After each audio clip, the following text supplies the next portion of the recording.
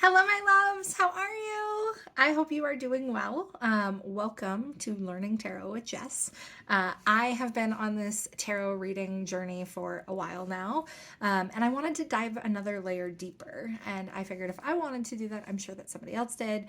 So I've bought some tools, and I wanted to share them with you. So I am going to be using the Wyspell deck for this. I'm very drawn to this deck. My first deck was actually the Lightseers. No, it was actually the After Tarot deck. And then the Lightseers, and then this one. But this one I feel most connected with. I don't know why, but I love it. So it's the Wyspell Wild Reflections deck. Absolutely beautiful deck with just stunning artwork. So stunning. Oh, I love it. Look at it. So I'm going to be using that, and then I'm also going to be reading descriptions from the guided tarot book by Stefanie Caponi.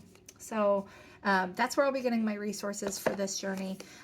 This is a really great book because it's got card layouts that you can do, but then it also gives really, really detailed descriptions.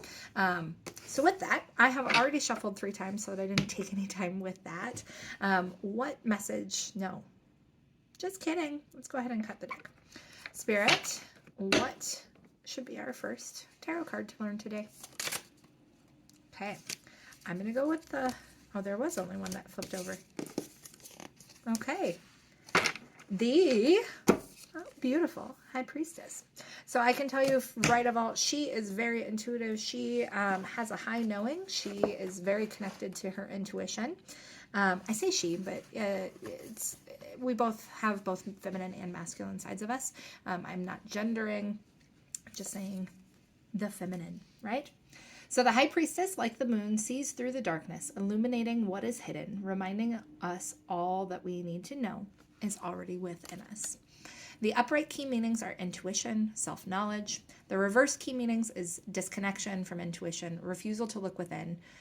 With numerology, number 2, duality, balance, harmony. And then for astrology, the moon, emotions, intuition, feminine energy. Seated between 2 columns, one light and one dark, and this is in the After Tarot deck. The High Priestess represents balance that exists naturally in our dual natures. Her headdress evokes the waxing, full, and waning phases of the moon, symbolizing the progression of the seasons of a woman's life from maiden to mother to wise crone.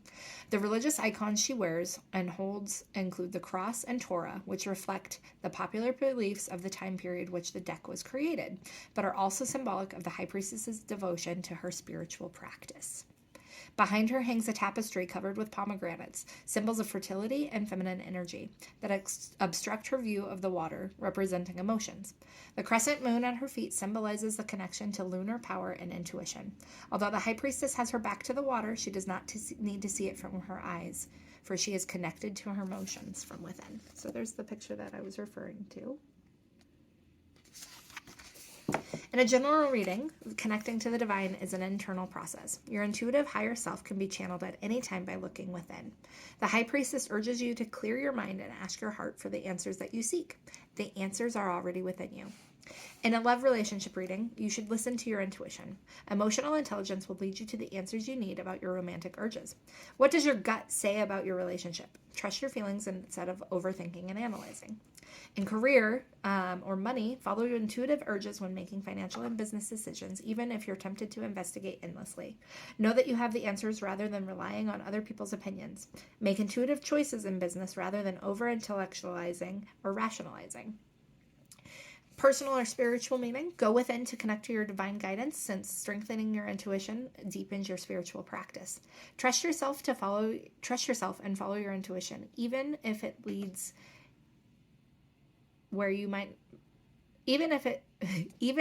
it leads you might not make logical sense at first.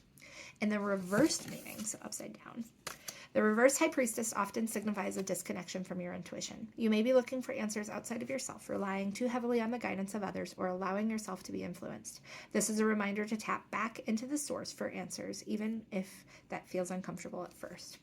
Reflect. What connections does a High Priestess want you to make within yourself? What connections does the High Priestess want you to make within yourself? So I would love to know if anything in that resonated with you. Drop it in the comments below so that I can see and we can relate and talk about it. And thanks for coming along on this journey with me. You are amazing.